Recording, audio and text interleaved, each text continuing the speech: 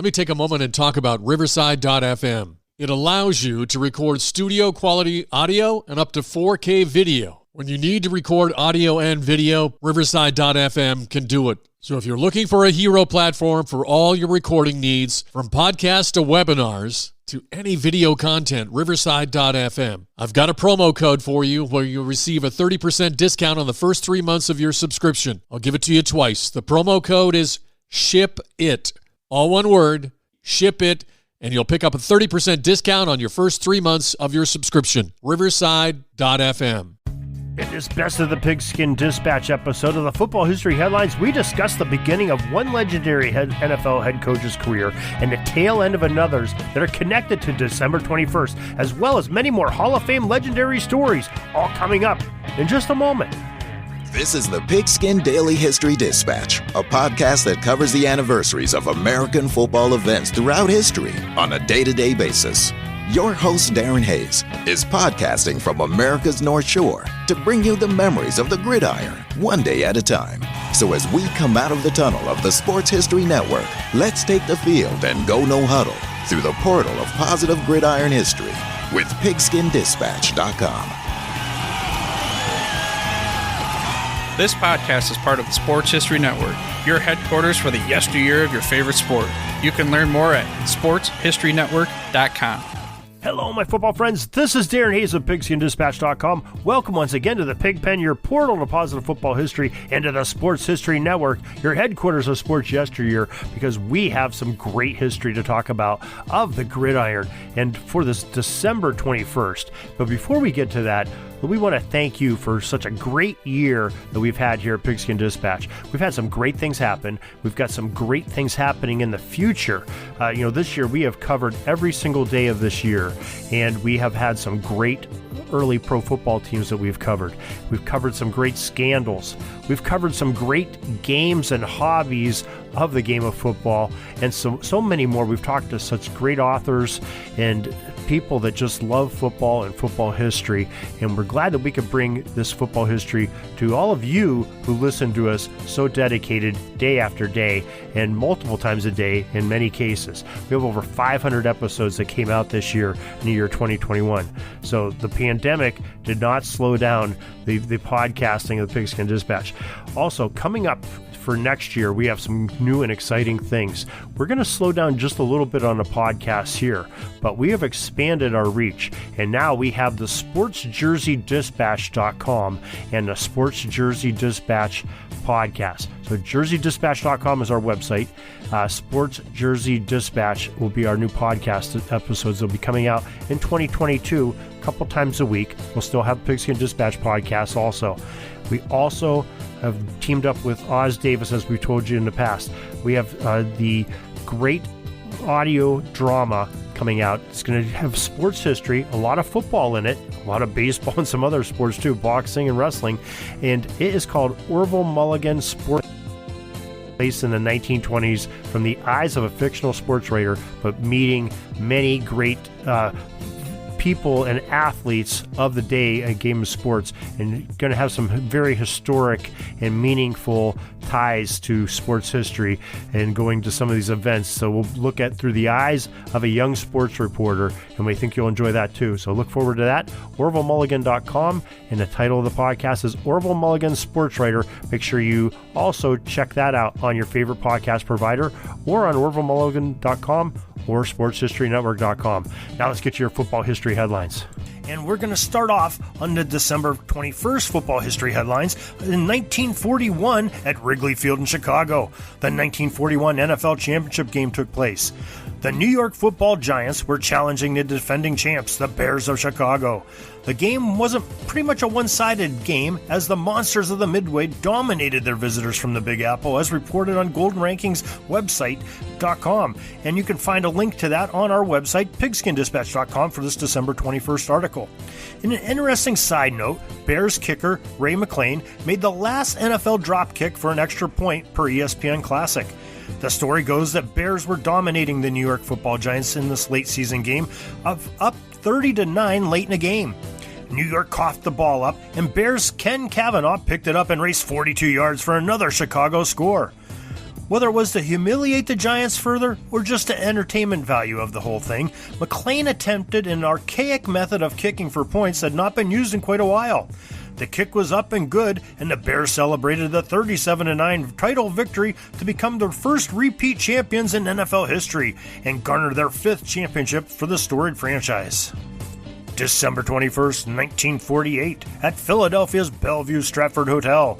It was the 1949 NFL Draft, and the Philadelphia Eagles chose University of Pennsylvania center/linebacker Chuck Bednarak as the first overall pick. Bednarak, according to the Pro Football Hall of Fame's information, played in the league for 14 seasons, registering 9 interceptions and becoming an All-Pro selection 9 times. Other legends got their starts in the NFL in this draft were George Blanda, Doak Walker, Frank Tripucka, and Norm Van Brocklin. December 21st, 1959, the Dallas Cowboys hired the New York Giants defensive coordinator Tom Landry as their first head coach.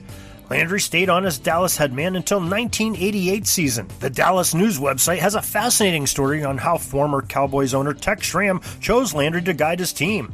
In the article, Schramm, a former LA Rams GM and later a CBS Sports employee, was quoted to say, "I went to their Giants games and was surprised at what I saw," Schramm said. Here was an assistant coach, a defensive coach, who was looked upon as players almost as a god. They were the best defensive club in the league for several years, and Tom Landry was the reason. He had a different philosophy on defense, and it worked. Tom actually signed on with Schramm before the Cowboys franchise even officially existed. The NFL made the formal announcement of awarding Dallas a franchise on January 28, 1960. December 21st, 1969, Washington, D.C. Legendary coach Vince Lombardi coached his last football game. The final game was very unceremonious, as the great coach 6 months in the future would learn he had colon cancer and then would pass away from the terminal condition on September 3rd, 1970, at the age of 57, according to the Washington Post story. It's almost forgotten, too, that it would be his final season that Lombardi would see that he was walking the sidelines of the Washington Redskins and not the Green Bay Packers, where he spent 9 seasons, winning 5 NFL titles, including the first 2 Super Bowls. By the way, the Redskins lost that day to their rivals, the Dallas Cowboys, 20-10. Lombardi is one reason that turned around the Washington franchise after 14 years of dismal finishes to a 7-5-2 record that season and put the franchise on a course to be successful for the next decade of play. As we take a quick break from the headlines, let me remind you that you can also learn more about Gridiron history on our website, pigskindispatch.com. And you can contact me, Darren Hayes, at pigskindispatch@gmail.com. We'd love to hear from you. Speaking of hearing from someone, here is one of my podcasting partners from the sportshistorynetwork.com that has a message for you. Hi, this is John Gidley. Join me each Friday for a trip into the football attic, where I'll delve into forgotten but noteworthy stories of the National Football League. You're bound to learn something new or have your memory jogged each week. That's every Friday, only on the Sports History Network and wherever podcasts are available. December 21st, 1980, the Philadelphia Eagles' Harold Carmichael's NFL streak of 127 consecutive games with a reception came to an end. That day, 1984, Jack Murphy Stadium in San Diego, Brigham Young University wins their school's first national title. BYU knocked off a very tough University of Michigan team by the score of 24-17 in the Holiday Bowl to remain undefeated and to secure the NCAA Division I-A football title. December 21st, 1997, at the Pontiac Silverdome in Michigan, the Detroit Lions legendary running back Barry Sanders is the 3rd player to run for 2,000 yards in a single season. Sanders had 23 rushing attempts for 184 yards and 1 score in the Lions' 13-10 victory over the visiting New York Jets to help him reach the milestone, according to the Pro Football Reference website. Now let's remember the birthdays of some Hall of Famers on this December 21st, and we'll start off in the year 1916 at Vallejo, California. Cal's great halfback Vic Beautiery is born, per the National Football Foundation's website. The voters in the NFF in 1981 inducted Vic Beautiery and his legendary collegiate career into the College Football Hall of Fame. December 31st, 1935, Haiti, South Dakota, Garney Henley, the running back from Huron, came to this life. The College Football Hall of Fame welcomed Garney Henley into their ranks in 2004. 1941, on December 21st, Chicago, Illinois. the USC's terrific end, Hal Bedsole, was born. The National Football Foundation voters selected Hal Bedsole to enter into their College Football Hall of Fame in the year 2012. December 21st, 1960. The pride of Eastern Kentucky, safety George Floyd celebrates his day of birth. The NFF's bio on him states that Floyd intercepted 22 passes in 4 years, and against Youngstown State in 1980, he ran 100 yards for a touchdown off of an interception. George Floyd proudly entered into the College Football Hall of Fame ranks and file during the induction ceremonies in 1999. We hope you'll come back tomorrow and join us for the December 22nd Football History Headlines as we talk about Michael Thomas setting a record in 2019. A Steelers quarterback takes off for an 80-yard scamper, and we'll talk about the only punter to be drafted in the first round of the NFL Draft on his birthday. It's all coming up tomorrow on your Football History Headlines, so make sure you hit that subscribe button or join us at pigskindispatch.com tomorrow or your favorite podcast provider, or third option, thesportshistorynetwork.com, where you'll find this podcast and many others from my partners on the Sports History Network that have some great sports history for you. So make sure you join one of those things, and we'll see you tomorrow. That's all the football history we have today, folks. Join us back tomorrow for more of your football history. We invite you to check out our website, pigskindispatch.com, not only to see the daily football history, but to experience positive football with our many articles on the good people of the game, as well as our own football comic strip, Cleat Marks Comics. Pigskindispatch.com is also on social media outlets, Facebook, Twitter, Instagram, and don't forget the Pigskin Dispatch YouTube channel to get all of your positive football news and history. Special thanks to the talents of Mike and Gene Monroe, as well as Jason Neff for letting us use their music during our podcast. This podcast is part of the Sports History Network, your headquarters for the yesteryear of your favorite sport. You can learn more at sportshistorynetwork.com.